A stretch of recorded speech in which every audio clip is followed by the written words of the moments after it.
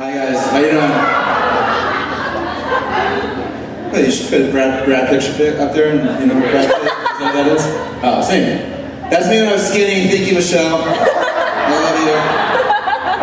Well, that was really nice of you. Hey guys, my name's Zack. It's my pleasure to be here with you guys today. I've been kissing, teaching hello for about 17 years now, youth ministry all over the state of Colorado. I love youth ministry. I love being in an environment with other people who love students and who love the craft and practice and profession of youth ministry. So I'm excited. I tend to say things I don't mean when I'm excited. Sometimes I trip over my own words when I'm excited, so I'm going to try to keep that to a minimum. But when I was 18, I became a Christian in college. They say that nobody does that. They say people don't go to college and become Christians. They go to college and they lose their faith. But it worked for me. And I got tricked into my first youth ministry job because I never heard of it. I didn't know what it was. And a lot of times, I didn't get trapped into ways that were old and weird because I'd never seen it, if that makes sense. But in those years, I've been in small churches. I've been in pretty big churches. I've been in parachurches. And I even went to spend some time in a church in Greeley where I learned a whole bunch of stuff that I didn't want to be and a bunch of stuff that I do want to be. And this is really, at the end of the day, why I do youth ministry. It's for this. It's to create spaces where teenagers can work through their issues in a community of other teenagers and adults that really care about them and also challenge them. And that's the formula that I'm going to talk about for the rest of this time. They care and they challenge. So it's a place that's safe, that gives any person, a student, a chance to discover the real Jesus, but also a place that will teach truth. See, I'm not interested in like Oprah's Heaven of the Month Club or something. I'm not interested in like stuff that makes people feel good or stuff that leaves people thinking, man, why did I do that? I'm interested in the real thing, and I'll get back to that in a minute. But like most of you guys, I'm sure probably a lot of us in here, I led a mission trip this summer. We partnered with this ministry that is in Jamaica for our high school students, and like always, every time I go to another country and to a cross-cultural experience, one of the best parts of those trips is just talking to people that live there about what they think of our place and what we think of theirs. So this guy in Jamaica, he asked us, what do Americans think about Jamaica? It's a loaded question, right? I mean, it's a really difficult question for me to answer. But we discussed Bob Marley, of course. Ganja, for the uninitiated, is marijuana. It's marijuana. We talked about, violence and how everybody warned us that we were probably going to get injured if we entered their country, and they laughed through most of it.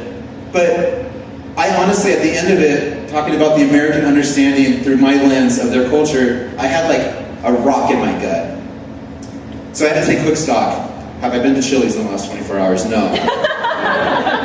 The truth of it is this, is that, honestly, what an awful portrait of a culture. Bob Marley, which is just music, marijuana, and violence. But over the last several months, I've been thinking a ton about this place that most of us find ourselves in, this Denver, Boulder, Front Range, Rocky Mountain region area. And honestly, I'm not sure that they couldn't come right back with a very, very similar portrait. Something very, very similar. And I don't know, you probably have to replace Bob Marley with Pretty Lights or some other unlistenable music, maybe Sublime, I don't know. But it's very, very similar. Now, here's what I'm not going to do. I'm not going to dwell on how difficult that can be for ministry. Because honestly, I don't get discouraged by stuff like that. I find it actually something to be completely opposite. I look at that and I see opportunity. And what I want to talk about to close this day, it's been a great day, is I want to talk about opportunity for us here in this place. See, our tribe of youth ministry professionals, and that's an important word to me, we're diverse. We're young and old. It's experienced and green.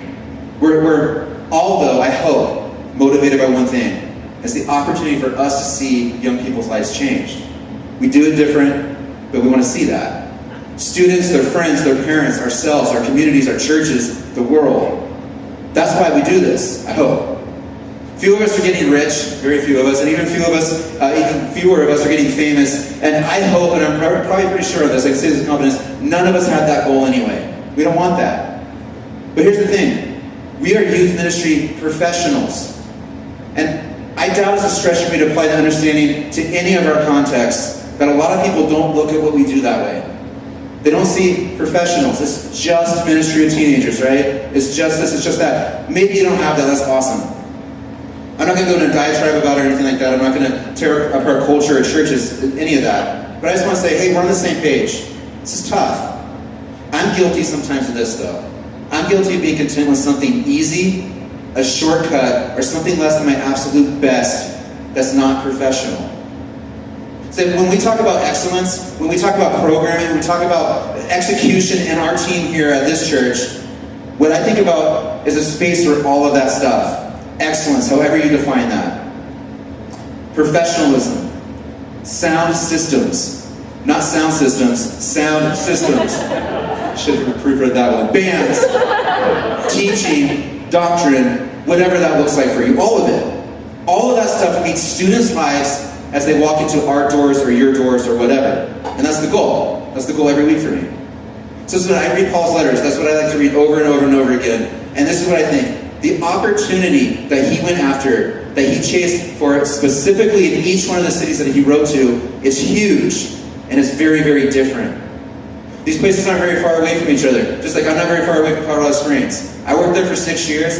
It's very, very, very, very, very, very, I don't know much, different. But we're going after the same thing. I think that when I look at the culture that Paul wrote to each time, I'm going to unpack it with you guys in a second, there's this huge, huge opportunity. The gospel's brand new. This news is just hitting the earth. It's not like now where there's hundreds of churches on every corner you go by. There's a bunch of different alternate Jesuses being preached by different places. There's people in our culture, and everybody knows who Jesus is, but very few people really get who Jesus is. And we still keep in our culture going after it, because we are sold out to do this as ministers, as pastors, as teachers, as people who believe that Jesus is worth it. See, our students, they walk in these doors, they walk in your doors, they go to your club in a living room, they go to whatever it is, and they have a preconceived notion already of what's going to happen when they show up at that building. And I think a lot of the time, what it looks like is exactly what I heard Alondra say earlier today. They think, my sin is showing. You ever think about that? When she said that, I was just like, oh, my sin is showing. Everybody can see my sin. I'm not worthy. I shouldn't be here. Nobody wants me. And the reason why youth ministry still matters is because at the intersection of excellence and professionalism and opportunity and sound teaching, students like that have a chance to be blown away and have their life changed for eternity. Eternity. And it's not with wise or persuasive words. I still believe in teaching, but it's not in wise or persuasive words, but it's a demonstration of how excellent and worth it Jesus is. So I don't want to talk, I'm wandering because I wander a lot and I'm tired and I think I'm funny. So I need to kind of just digress a little bit back to this. Paul, writing to these churches, is looking at their context and their individuality. And he's saying, chase after the things that you can have.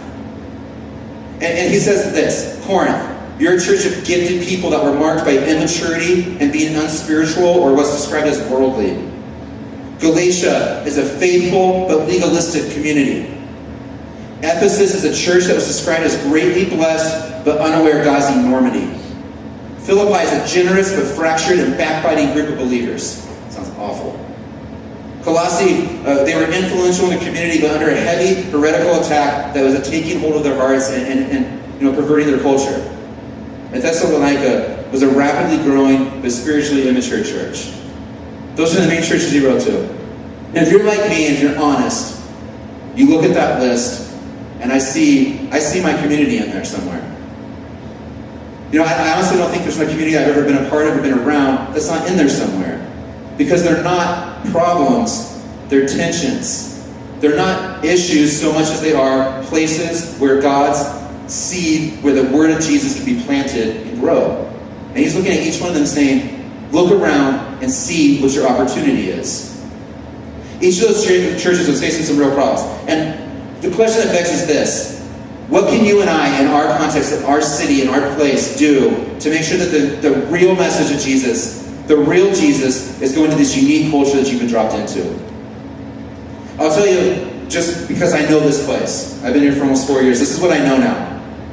Our youth group has come a long way. I know staff members on our staff that still think, I'm not sending my kid to that youth group because they have scary kids there. Does anybody else have a church like that? Where they're like, I don't know, your kids are scary. You have those kids, whatever that even means. And I had those kids in a community where the mean average house was $500,000. Those kids are everywhere. But as much as it bothers me to hear people say that, I know what we're called to in this place. We're called to bring a presence of truth and grace in the middle of this insane thing that God's doing in this area. So we have valedictorians that sit next to kids that I know deal drugs. Sometimes they even hang out. They go to the same small group. I had them in a small group a few weeks ago. But both of them are this, though. They're both teenagers, and they aren't sure yet who they are. They're not totally sure they want to commit to Jesus, and they can make mistakes, and we can either embrace with grace and truth the fact that they're just trying to figure it out, or we can reinforce that behavior by only applying one or the other. I'm committed. I've been doing this for 17 years, and I'm committed at this stage of my life, in my career. I want to die in this church. I don't know if I will. Not in it. That'd be weird. I don't want that. I want to be like on a really nice island somewhere. Like that snowman from the movie everyone loves. I'm committed in this part of my life to living out a verse that I've loved for a long time, but it's this. It's from 1 Thessalonians 2:8. It says, "We loved you so much that we were delighted to share with you not only the gospel of God, but our lives as well." Listen, each one of us, we're good at either grace or truth. I hope we're getting better at the other one. I'm really good at grace. I give grace to students in huge, huge portions, and that's always been fairly easy. There's a couple categories, like homeschool kids and little Pharisees that wear ties and go, Matthew would have been better than Mark in that instance. Harder, definitely, for sure. But I try to give as much grace as I can to as many kids as possible. Some are more difficult. This is the truth. If I share my life with them, but neglect to share the deep, life-changing, intricate truth of the gospel, I've done them a disservice that I think is worse than them never walking in our doors to start with. But when we boil the Bible down to the feel-good, pat yourself on the back teaching, like the stuff that blew up on YouTube a few weeks ago, if you saw that, we all lose. I can't give my life to that. I hope you can't give your life to that. Each one of our students that walks in our building is an opportunity to share grace and truth with them. I think about this kind of stuff a lot. You might think I'm weird, but I try to get word pictures for what I think grace and truth are without one another. I think grace without truth is like saccharine, sweet, gooey, gross when you've had a Slurpee in your car for 3 days. You know what I'm talking about? It's really sweet, but it's garbage. It's no good. And truth without grace is picketing soldiers' funerals and using horrific words like fag to characterize a human being that carries the DNA of Jesus in him. We're the only filter that some of our students are ever going to see for any of this. This battle between grace and truth, the only filter they will ever know. So I sit around, I read probably too much, but I hear and I read these doomsday prophecies that youth ministry is going away, that we're the last generation of youth pastors. You guys, has anybody else heard that? Someone told me that the other day, and I was like, well, at least I get to die with a couple $. But I don't believe it. I hear people say youth group's damaging the kids. And I go, have you met a single kid ever? I don't buy it. Maybe some of it is. But as a whole, I don't buy it. I'm willing, even if it's true, to keep chasing this dream that you and I have while we still get to. And I might be in youth ministry for 5 more minutes or 5 more years or 5, I don't know. But until God takes it away from us, I'm going to keep chasing after it because I'm not going to shake and cower in a corner. Because I really believe this. I think there's way too much at stake. There's way too many lost and broken, hurting students literally sitting right under my nose. And this is the truth. Some of them look like a drug dealer in a crappy car that comes out here and parks in our lot and tries to decide if he's going to sell drugs that night or if he's going to come inside the building and listen to the chubby youth pastor tell the same jokes about fast food and sports that he did last week. He picks one or the other every single week. Some of them look like straight-A cheerleaders that love their mom and dad, but they also really crave attention. And guess what? They have cell phones. We can all do the math on that. They're all lost. They're all broken. Every single one of them. Every teenager, every person, every one of us. We're lost and broken people that are blessed enough to have discovered this opportunity that Jesus affords us through his death and resurrection. That have figured out exactly what it looks like to really live. Not to exist in some cheap rip-off life. And I don't want to do cheap rip-off ministry. I've had this illustration that I think is good, that probably isn't as good as I think it is, but work with me for a second. For about a year, I was at the Dollar Tree, because that's, like, we blew our budget really bad, so I was over at the Dollar Tree trying to eat lunch. And I had a couple students with me. Yeah, I know, it was a lot of bubble gum, but one of the students reached over and grabbed a bottle of, like, cool aqua blue for men velvet cologne, you know what I'm talking about? It's $1 because it's the dollar store. And he sprayed it in the other kid's face through a series of really like tempting moves and stuff. It was really hilarious. The kid, rest his soul, like he was a really funny joke though. But is it $1 version of some cologne that like Justin Bieber endorses and sells over at the Nordstrom for $75 or something? But again, it costs $1, so it's a dollar trade. And so I don't wear cologne. I'm a 36-year-old father of 3 and I'm a youth pastor. Even though I have Hollywood good looks, I don't put on the cologne people. So I don't really know the difference. But I do know this.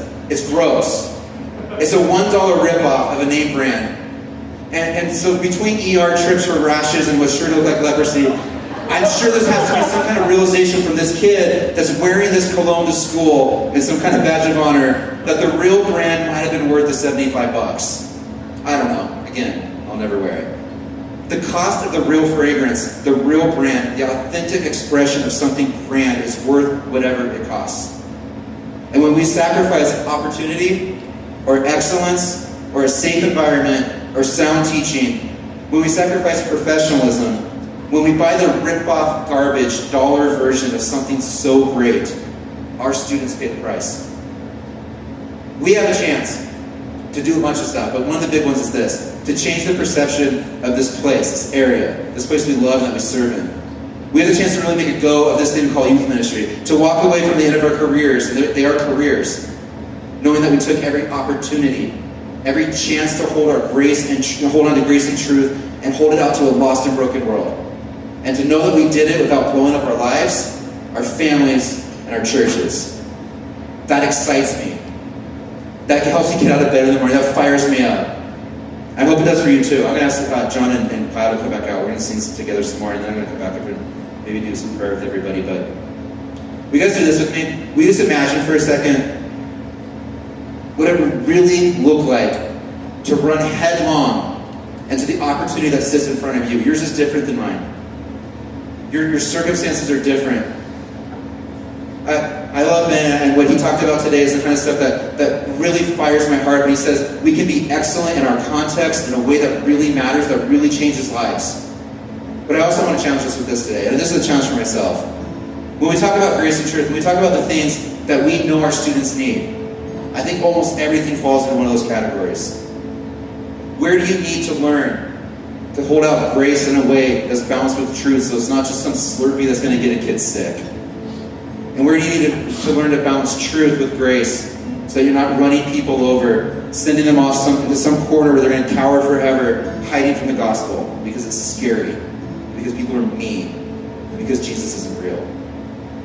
I'm going to pray for us right now, and then these guys are going to lead us for a little bit. God, I thank you for Open Denver, for this space that we got for just a few hours today, God, and we all have a million different things going on in our lives.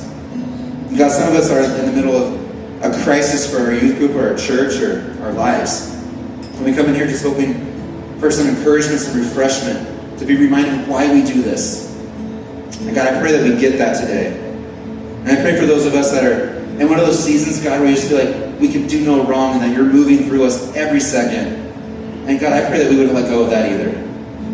God, that we continue to see how wonderful it is to follow after you. But God, the biggest thing I pray now is that when I'm tempted to chase after a rip-off cologne, a fragrance that it seems like you, but it was so easy to get. God, it seems like you, but it spoils. God, that instead I would go after the thing that I know is real. That I take my life and give it to you. I'd ask you to check my motives and to give me and my fellow youth workers, my fellow youth pastors, the people in this area that are chasing after the lives of students because they matter to you. God, that you give us the confidence to know that tomorrow can be better than today. And we love you and pray in Jesus' name. Amen. Let's sing that portion together.